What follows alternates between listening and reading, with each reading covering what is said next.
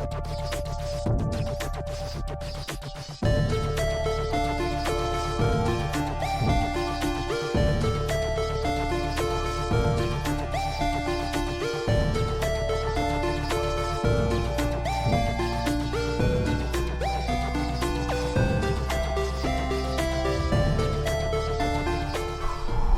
right, folks, thank you for pressing the old download or subscribe or however you're getting this bootleg show. Thank you for joining the Retro Gamers. Larry here. And Anthony here. What's up? Not much. It's daylight savings time now, and yeah. I don't know what to. I think the world is upside down. It's dark when it should be light. It's light when it should be dark. Thank God every clock in my apartment's automatic, so I don't have to worry about getting confused. Oh yeah, I can't tell you how happy I am that that's a thing now. So nothing new. Anything new? Playing games? You doing Shining Force 2? What's going on? What are we doing with that? It's you and me. Yeah, I know. Well, no, Shining Force 2 is where it is. I mean, I'm still trying to set a time and date to sit down and live stream the ending of that game, as if other people haven't seen it or can't go on YouTube for it. It's fun. But it's a major accomplishment that I want to share with all three of our listeners. There you go. That works for me. And we'll figure that out. We'll put two and two together on that one day soon. As far as me with Castlevania, because I'm going to pick up Castlevania 2, I think you should start. I'm going to have to start because apparently the Mini NES, which comes out, you know what, I got to look up on the website. I feel like it's coming out here in the U.S. November 11th. That sounds about right. Bottom line is that it's already sold out, at least definitely on Amazon, and I can't find it anywhere else, and Amazon has no ETA as to when they're getting a new shipment in. So right off the bat, it looks like, maybe after Christmas. I dare even say maybe into the new year, because Nintendo is notorious for, under what's the word I'm looking for? Not creating as many units as demanded. Well, I think they're being a little, they're being a little careful and cautious with it, considering, they weren't sure what the response would be. I think the response would have been. I mean, I can understand their point of view, but they did it with the Amiibo. When they started putting out the Amiibo, I mean, just to comparison it, all these, they were all like way under the demand, and trust me, they knew the demand for these figures, and Nintendo just I guess their quantity over quality. I don't know. I'm not sure exactly what their thought about it is. Yeah, I honestly can't tell you. What I can tell you right now is that you can get your hands on a Mini NES on eBay, and it looks like the cheapest one right now is $100. That makes sense because it retails for $60. Yeah, so of course people are going to make a profit, and then some genius on here has it for $1,000. Nice. Now, wait a minute, hold on. Now, see, here's what I don't understand. I mean, kudos for them trying to sell it on eBay, but if no one has it, that means the person buying it through the person on eBay has to wait for the person on eBay to get it from wherever they're getting it from to ship it out to them who bought it on eBay. Yeah, I think I followed that train of thought, and yeah. I'm just saying it's yeah. So, well, the bottom line is that the demand is obviously there for it. So kudos to Nintendo for this concept. It looks like it's already going to be a big success. Mm-hmm. And hopefully they'll restock it soon, because I want to get my hands on it. No doubt. I definitely want to get. But then again, that on my end, now I'm personally speaking, I already got half the games on the Retro console. I can get the other half for the same price. Granted, there's 2 games so far not on the Retro console. I can get Bubble Bobble and Final Fantasy, but I get Final Fantasy on PS4. And Bubble Bobble, I'm sure I can find somewhere. So I'm still debating. I mean, I'd love to get the system, don't get me wrong, but mine's going to be need versus want. I definitely want the controller. Do I need the system? Yes, I do, but do I, am I going to get it? I don't know. We'll see. All right. Well, see, and for me, I'm going to get it just because, I am a collector of all things retro. So even if I get it just so I can have it and keep it and never play it, then so shall it be. That's half the new games I do. Me too. Speaking of which, though, when a certain somebody heads over to Japan, definitely Mini Famicom. Oh, no question about it. But who's heading to Japan? I don't know. I heard somebody. I heard it through the grapevine. Oh, yeah, me too. So, yeah, no, my goal when I get to Japan next month that's like number one on my list is to find a nice little mini Famicom for me. It should be out. Look, you can bring two back. Well, all right, yeah, true. I'm going to open one and then keep going. Yeah. Yeah, it should be out by then. So, and hopefully over there, I'll be on the lookout for it. Well, let me. The beauty of Google is you can just look. It's already on eBay. Of course. Looks like it may have come out already. I think. Really? I think you are correct. Oh, okay. Sweet. Well, awesome. I'm always due one correctness. Well, we give you one per show. One per month. So, all right. Well, Mini NES going to be on the lookout for it. I may just end up downloading Castlevania 2 anyway because I kind of want to get that started. I want to get that going. And if I knew how to hook up the Wii U for as long as it's going to last, because I think there's some production on it this month. But which works out nicely for me because there are a ton of games I haven't bought yet, so they'll be cheap. Yeah, honestly, right? Well, wait till that's exactly what I'm going to do. I'm just going to run for all the games once they drop them down to $20. Black Friday. Yeah, game on, right? And maybe we should talk about my other podcast, more of the same. Talk about the old Nintendo Switch. But that's for another show at another time. That's not retro game. But we're not allowed to talk about that. No, boo. So, but yeah, be on the lookout for it, and I'm gonna try and live stream as much as I can with Castlevania 2. It may be jerry-rigged through my phone, but I'll figure it out. Oh, you gonna download it on your phone? No. I meant like just hook it up and broadcast through my phone. Camera wise. So I'm not hip to the live streaming stuff. So unless Santa Claus treats me good, gets me one of those E60 gaming who's-a-whatsies. But did you send your list yet? No, I'm not allowed to talk about Christmas until December 1st. Is that a law? That in my household it was, yeah. Nice. But with that being said, though, there is something that is available. You can get physical copy, or you can get on. It's what I like to call new meets old meets new. I don't know how to mention it, but bottom line, Atari Flashback. Atari Flashback started as the plug-and-play games that you just plug right into the TV, and it had 80 games or something. Yeah, I remember. I bought my mom that one year for Christmas. Yeah, they're always constantly updated. I think one of them may have had a slot for cartridges like the Genesis did, but I don't know how accurate that is. Oh no, the one I got my mom was actually in the shape of just the Atari joystick. And the games were inside the joystick. We talked about that one. So it's just, yep. So what they're doing is they're bringing now Atari Flashback Classics, it's called, Volume 1 and Volume 2 for the PS4 and the Xbox One. And what's cool about this, again, new meets old meets new, whatever you want to call it. First of all, each one has about 50 games, I want to say, around there. It looks like some of them are arcade. We'll talk about some of these games in a moment. Arcade quality. And some of them, I think, are even upgraded with modern editions of the games, which I'm really curious to see what that looks like. Yeah, that'll be really interesting. Because these games were made with the simplest of graphics. Obviously, they were I think 4-bit. So I mean, imagine what you can fit on 4-bit, 4 bits. So to see somebody interpret it and modernize it will be very cool. No, totally, and I'm looking forward to it. Now, there are totally lame. Maybe, right? Depends on what it. And there's some of these games I'd really love to see as kind of upgrades, but I'm not. I mean, it's too many to name all of them, but we're just going to go through a couple of them. And some of these, I mean, were classics and are classics. Now, Volume 1, you were saying right before we started recording, you were saying Volume 2 looks a little bit better than Volume 1. Yeah, no, well, at least for me, because I'm looking at the games, and it makes me remember the ones that I used to play. Okay. And it seems like Volume 2's got a large chunk of the games that were near and dear to my heart. Well, here's some of them. Again, just a handful of ones from Volume 1. And here, 3D Tic-Tac-Toe. I hated that game.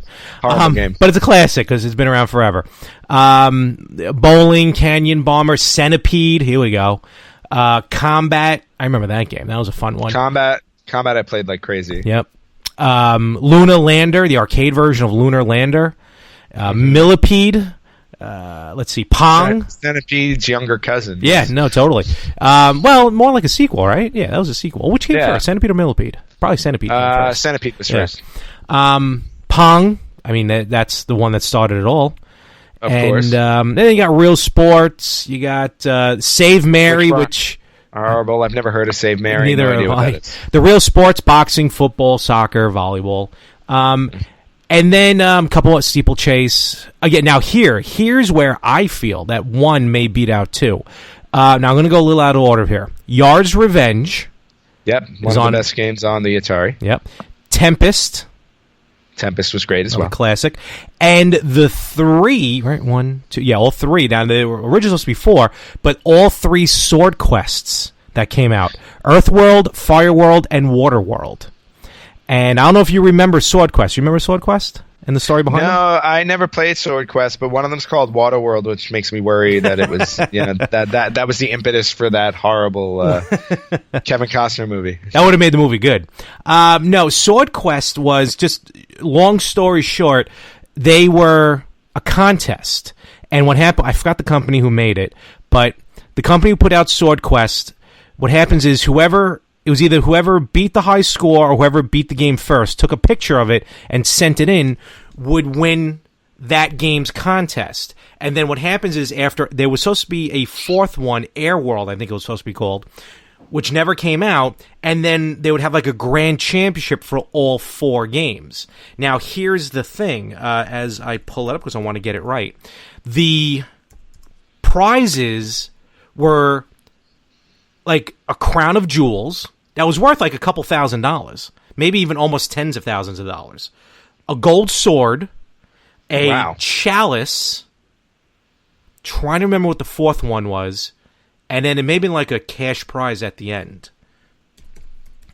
Let me see if I can just pull this up real quick. And this I'm kind of doing on the fly, people. Don't mind me if you hear some button pressing. Let's see. Well, you keep doing what you're doing because I have no idea what you're doing. Let's see here. All right, here's the contest. So, Earthworld.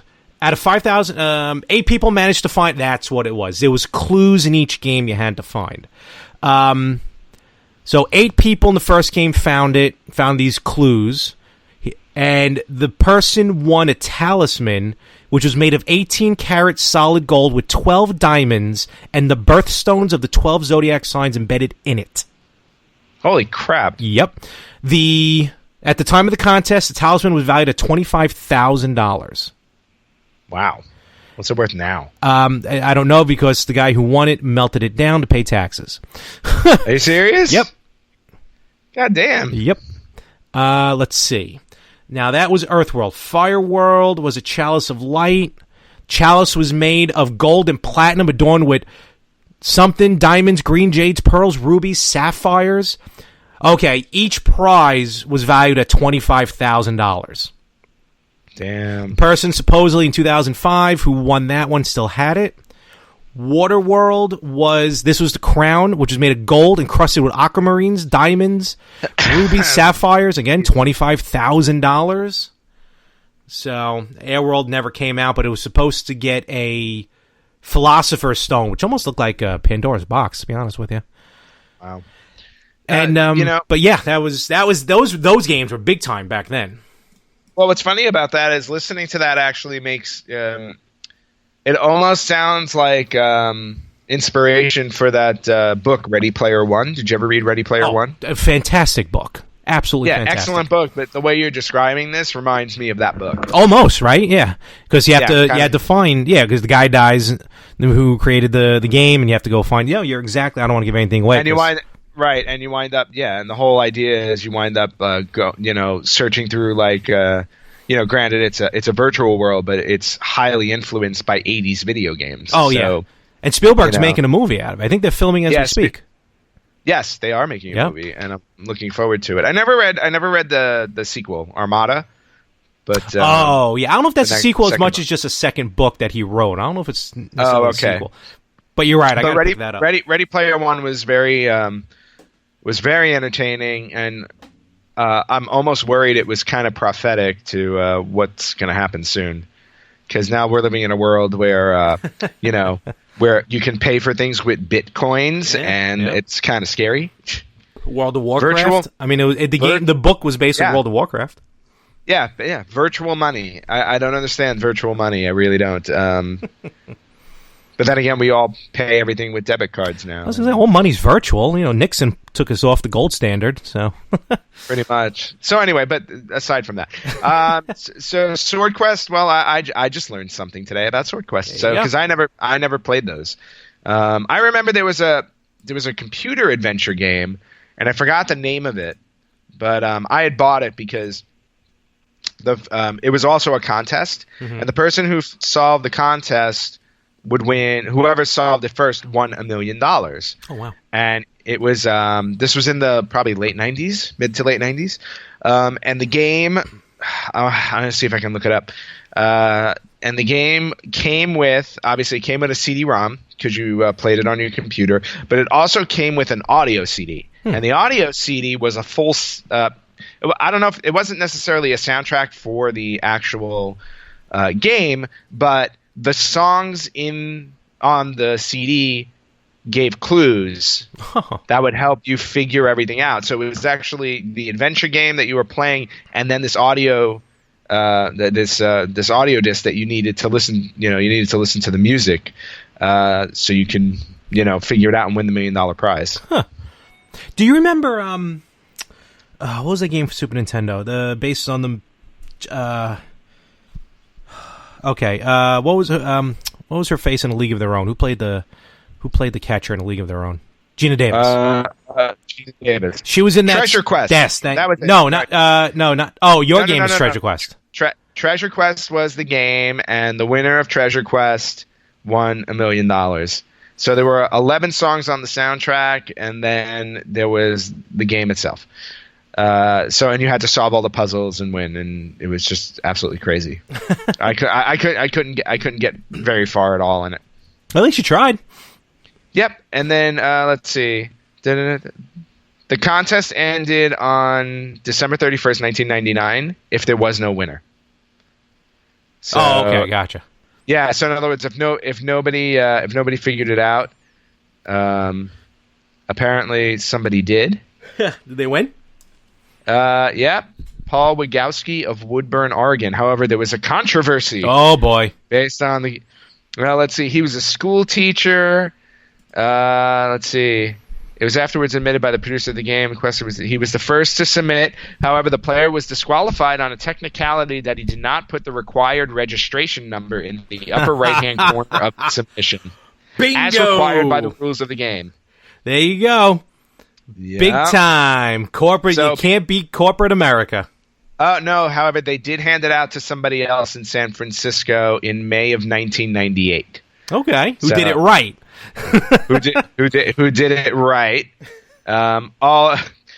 Although people still think that person didn't win it. They just posted it to say they won it. Oh. Because someone went, we don't have $1 million. Well, no, I mean, since we're talking about it, I'll finish it. A person by the name of P. Dreisen of San Francisco, California, won the game and the cash prize in May 1998. It was speculated that the person P. Dreisen is actually an anagram of end prize. So that many of the people that collaborated online wonder why the person never showed up to discussions or participated in chat rooms. I love it. Yeah. Who needs Ready Player One? That's a story. You make that into a movie. Right? Treasure Quest, baby. Oh my God, that is. I wish I still had the game. I'd like to hear the soundtrack. Yeah, the soundtrack was actually pretty interesting because, they just sounded like regular songs, and I couldn't figure out. Was it like meant. Pop rock? Was it like 90s, like that 90s, slit your throat? Listening. Oh, easy listening? Okay. Yeah, so basically slit your throat. Man. What I was talking about with the Gina Davis, what was that, Cutthroat Island or whatever? That swashbuckling movie that she was in? Yes. The Super Nintendo game had a contest. Really? Cutthroat Island, and I think it was like whoever beat the game first or something would win. Maybe not $1 million because I don't think they were giving that out. Now who knows? Well, for based on how much money that movie made, they probably gave out $10. Yeah. Here now that we're talking about it, I want to see what it was all about. Let's see. Now I just want to talk about video game contests. Yeah, well, listen, you know what? Let's see what else we can come up with. It's right there, right on the cover of the box, but it doesn't say anything on Wikipedia. Come on, man. Let's see. Not a thing on it. All right. Can I zoom in on the box art? Here it is. All right. Exclusive interactive sweepstakes. Win a real-life treasure hunt. Oh, never mind. All right. Oh, God. But I think you had to, like, beat the game in order to be able to... Here, let's see. See back for details. Exclusive in-game sweepstakes. Enter to win a real-life treasure hunt. I think you have to collect treasure chests. I guess if you collected all the treasure chests, you get entered to win the real-life treasure hunt. But I don't have any other news on it. But still, that was... I remember... I never saw the movie, but... is that Carol Ewes, whatever his name is? Who else was in that? Now I'm curious. But yeah, that was... I don't know, was there any other game... Do you remember any other games that had like a contest to it? Well, no, I mean, I'm trying to think of other ones that I've heard of, and like, the Nintendo World Championship was a contest that I took part in way back in the day, and we've talked about that on the podcast before. Mm-hmm. That was back in like 1990, right? Just about, yeah, 90, yeah, I think I was like 10, yeah. Yep. So I remember that one, and that's when you got to play Super Mario Brothers, Rad Racer, and Tetris. Mm-hmm. And if I remember correctly, the ultimate winner got his photo in Nintendo Power Magazine, and $50,000 or $25,000. I can't remember which. Back then, probably 25. Yeah, it was 25 or 50, but he got immortalized in Nintendo Power Magazine, which makes me want to segue for a moment about Nintendo Power. Because when we didn't talk about this earlier, but when the NES Classic, I was reading this today, when the NES Classic comes out this Friday, for this weekend, Nintendo is resurrecting their hotline number. Oh, really? just for the weekend, just for November 12th and 11th, 12th and 13th, or just 12th and 13th. Jeez. If you get stuck on one of the classic games on the Retro Console, you can call the Nintendo Power hotline. Oh, man. And get hints for whatever game you're stuck on. Now, it's not going to be a live person on the other end of the phone like it used to be. It's going to be pre-recorded, but still, I think that's just an awesome throwback. And just a cool little bonus to throw in. And not only that, it's the same number. Is it the same phone number? That's awesome. It's the same number. So, and it's not even a 1-800 number. No, not back then. Yeah, right. It was a local number. It's like a 425 number or something like that. Washington, so, yeah. Thankfully, long distance charges don't apply anymore. But remember back then, your parents would get the phone bill and start screaming, "What the hell is this number?" Oh, and my you just God! Want to tell them it was. I called the Nintendo hotline. I got stuck in Castlevania 2. Damn it. It's like remember when they called it up on in the Wizard, and the guy was walking them through had all the giant. Just books of games. Oh, God. That's pretty cool. I may just call that just for the heck of it anyway. Yeah, I was thinking about doing the same thing, too. Just giving it a call just for the nostalgia. It would be awesome. I can imagine it now, like not like pure like 80s, like thank you for calling Nintendo hotline. You know what I mean? Oh, it's gonna be awesome. How much you want to bet it's gonna be impossible to get through? Oh yeah, right. It's only allowed one call at a time, and one person's gonna use it for the entire weekend. Yeah, we're sorry, only 8 people on the line allowed. Oh, that's actually pretty cool. We'll have to... Yeah, it's a cool little throwback. So for anybody out there who loves their NES games, even if you're not buying the NES Classic on Friday, give the Nintendo Power hotline a call. That is sweet. But getting back to like other prizes, so aside from the Nintendo World Championships, the only other one I can come up with, and it's a more recent one, was the first person on Xbox Live who reached like 1 million points. Oh, I think I remember that. Yeah, he got, and I don't think this was a I don't think this was a contest or anything like that, but just like a thing. Yeah, it's just like a thing. Like Microsoft decided to give him whatchamacallit, lifetime of Xbox One for free, if I remember correctly. Wow. Xbox Live? Xbox Live, I believe he has a lifetime membership now for free. All right, that's cool. That's worth it. Now, I don't know if that meant it's ending after the Xbox One is done and the new one comes out, but Scorpio. But he has a lifetime membership card. That's cool. All right, it's worth it. Yeah, so so it's nice when video game companies, out there do these cool little contests and prizes. Hint, hint, nudge, nudge for any video game companies out there. It'd be nice to throw that in there. The Nintendo Power had some cool contests. You remember some of the Nintendo Power the contests in the magazine itself? No, but share. Well, I don't remember a ton of them. Well, the one that stands out mostly in my mind was a WWE one, and you were able to win an autographed turnbuckle pad. And that's cool. You may have won a trip to SummerSlam. I'm trying to remember that part of it.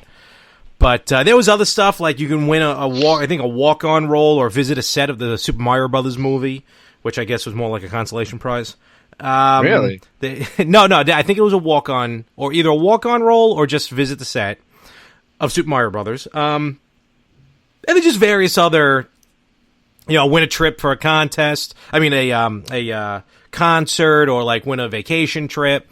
I remember I used to fill out those things every time. Because I never won it. And it was really just a survey card. That's really all it was a survey card. Well, that's it. They just wanted information. Yeah, totally. That's really all they were looking for. So.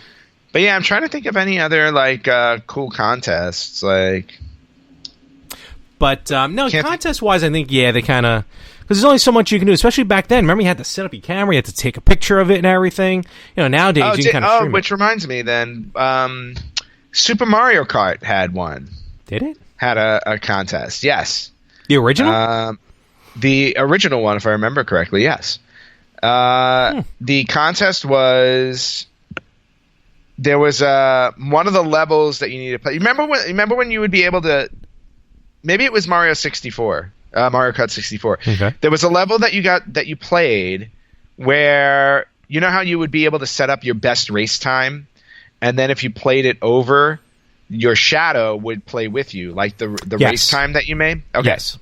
So there was a contest for one of the levels where I think if you were able to complete the level in under 90 seconds, okay, whoever did that first, I think if you took a picture of it and sent it over, you won something. Why does that sound familiar?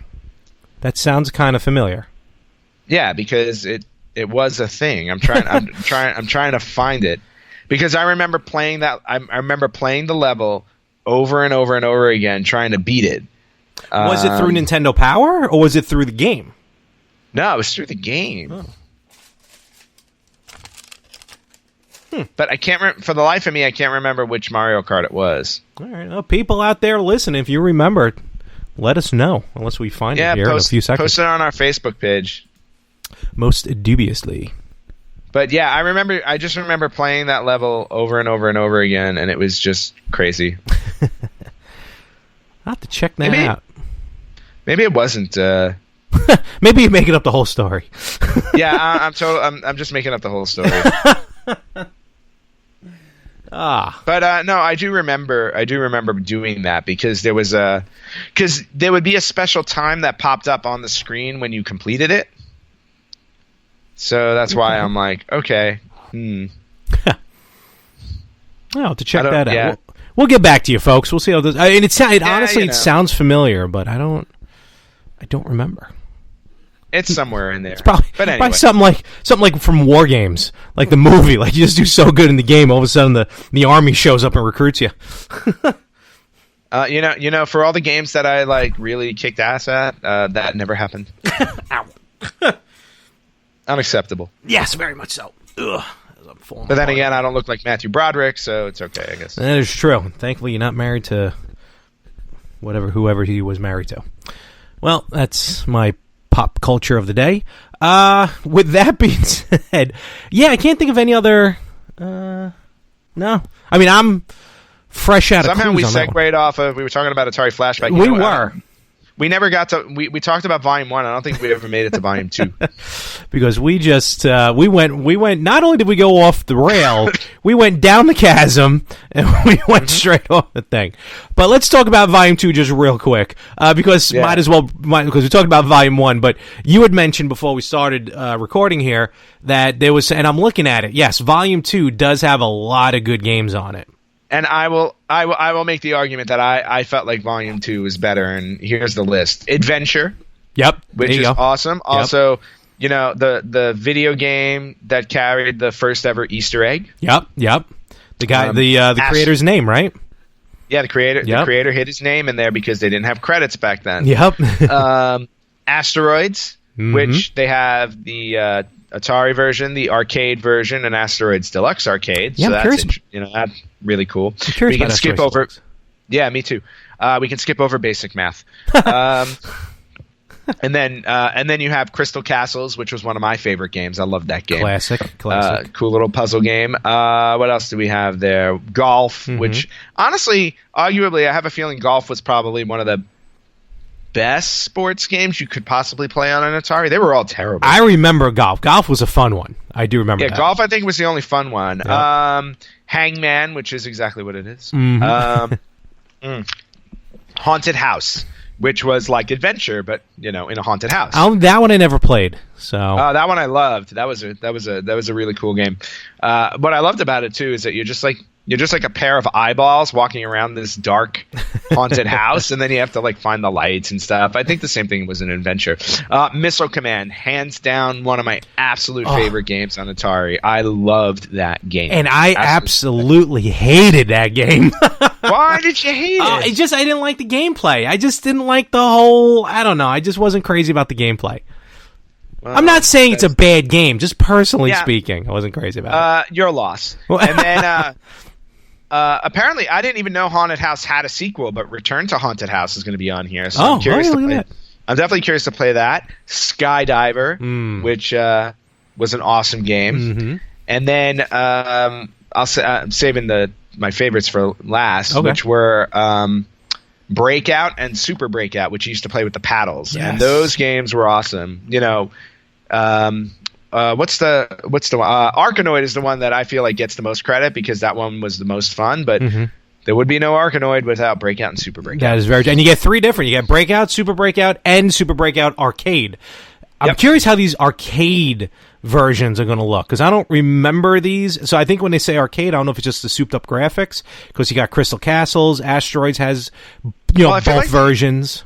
I feel like the arcade versions when you played them back then, arcades were able to hold more information. So I think they just were more. I want to say they looked better or ran better than what they did on the Atari. Red Baron's. That's my thought. Okay. I remember Red Baron. I remember Surround, which was an interesting game. Go ahead. No, go ahead. I was going to say more of the real sports. Actually, this one's got better sports games. This one's got basketball, baseball, tennis. So, the other one's got volleyball. So, I mean, regardless of which one is better, I mean, for me personally, I like Volume 2 better than Volume 1, but I would be more than happy to play both. Oh yeah, and I may just as soon as we're done, I think I'm going to download these onto the PlayStation. Yeah. Then one other thing we didn't mention was that Genesis re-released their classic gaming console in October. Oh yeah, yep. So with 40 Genesis games and then 40 other games, which I always hate. I hate it when they look, you get 80 games. It's like, no, we're getting 40 games and then you added 40 boring crappy games in there. Yeah, you're right. It gets a little like just forcing it out. Well, yeah, it's just quantity instead of quality because let me tell you something. I don't care about playing air hockey on a Genesis classic gaming console, nor do I care about playing Whack-A-Wolf. So maybe you should care. Maybe I should, but I'm much more interested in the 40 games that they did put on there, like Alex Kidd, Altered Beast, Golden Axe, all the Sonic games. Nice. Phantasy Star, Mortal Kombat 1, 2, and 3. There you go. So I mean, they have a great batch of games on there, and then if I'm not mistaken, it also lets you play cartridges. I was just going to say yes. Cartridges. Yep. Definitely. So yeah, like really, super cool. And then they also came out with, or are coming out with, a portable version of it as well. I saw that one. I kind of like that one, and that one comes with also like a flash drive, not a flash drive, a SD card drive, so you can download games onto it. Oh, that's emulators, really cool. pretty much. So yeah, so I like the fact that like Sega kind of responded in a way, because I didn't hear about this until they announced the NES Classic, but this must have been in the works before that. Oh, because they already came out. I wish Sega would have made a little bit more noise about it, because retro games seem to be making a comeback. So this is another one that I'm also looking into as a potential purchase. And I'm on the Xbox One site, because I may just end up getting it for Xbox One instead of PlayStation, because I think I ran out of room. Some of the screenshots for the Xbox, I mean, they just look phenomenal. I mean they're old for the Atari. Yeah, the Atari games. Yeah, it seems like what it is with the arcade versions. You get like the arcade artwork on the sides and like slightly souped up graphics as opposed to the original versions. That's cool. $20 each. I guess I may do this as soon as we're done here. I may do it now while we're doing it. Yeah, I was just gonna say, you have the power in your hands. I do have power. You've got the touch. So with that, so that's pretty much about it. I kind of like the, I'm going to look a little bit more into those contests. I'm curious to see what else, what other games had the contests, and hopefully one of them will accidentally forget to put a expiration date. Yeah, I can also sift through my Nintendo Power collection and see if I can come up with some of those contests you were talking about. Yes, there. Right. As I'm trying to, all I got was the cover art. I didn't get the actual page, but no, I just sent you what I had readily available, but I do have somewhere all the Nintendo Powers. There you go. Of course, in physical print and not on digital copies. That is correct. So I may not have all of them, but I definitely have a good chunk of them. That's cool. We'll catch that out. We'll revisit that for a future time. Yes, we will. But with that being said, I think we'll start to wrap this one up here. And anything you're looking forward to as far as, or anything you plan on doing as far as other games? I mean, all joking aside, I know we got we keep talking about Shining Force and Castlevania 2. Anything every once in a while you just kind of pick up and pop on and just kind of thumb through? Well, I heard that Pac-Man Championship Edition 2 is really cool, and I know it's a newer game, not a retro game, but I'm thinking about getting my hands on that one. The first one was awesome. The first one. Yeah. Otherwise, the next retro game on my list after Shining Force 2, I think might have to be Legend of Zelda: The Twilight Princess, because I never ever played it, and I own it for GameCube. Okay. And for somebody who's a huge fan of Zelda like I am, it's kind of a travesty that I never did play that. I also never played Skyward Sword because of I'm one of the only people, one of the only gamers in the world who did not buy a Wii. Well, you have a Wii U, so that works. Yeah, so it's backwards compatible, so I can get my hands on Skyward Sword now. But yeah, I need to do some Zelda catch up. I'd also like to go back and play some of the handheld versions too. And you can get those on the Virtual Console. So you can get a few of them on the Virtual. The Minish Cap, Legend of Zelda Minish Cap was absolutely fantastic. And if I can recommend, what was the one on DS? It may have been Phantom Hourglass. Not Spirits Tracks. I didn't like that one, but Phantom Hourglass. That was on 3DS though, but that was a great one too. Yeah, so I really need to just play catch up on my Zelda. So right now, that's what I'm looking at. Who knows what'll happen? I'm still holding out hope that I'll buy Tecmo's Deception soon and play that again. I just want to see what it looks like because I don't remember it. So. Oh, I do. It was just such a weird game, and the graphics, I mean, were early PS1, so they weren't that great. But I'm looking forward to buying that again and playing it, even though, again, not the best game in the world. But any game I play will always be better than anything that is on your Virtual Boy. I challenge that, my friend. Challenge. I will accept that challenge because you cannot. There's no game on Virtual Boy I can play that I would enjoy. Mario Clash and Wario Land. But one day. You keep telling yourself that. One day. Damn you, Superstorm Sandy. With that being said, let's get ready to wrap this one up. And I'm definitely I'll let everyone know next time in a couple weeks when I play it and get some time to play about these Atari games. I'll get on Xbox One. It looks like real quick. I think we can play multiplayer online through Xbox Live. We're going to have to do that. And I think I can sync it up through Twitch, so we will talk about that when the show's over. Oh, even better. Yep. All right, folks. With that, we're going to wrap it up, and thank you very much for downloading it. More 365 here. Follow me everywhere. Follow the show. Retro Gamers Podcast on Facebook. Yes. All right, Ann. I'll catch you next time. All right, take it easy. Bye, everybody.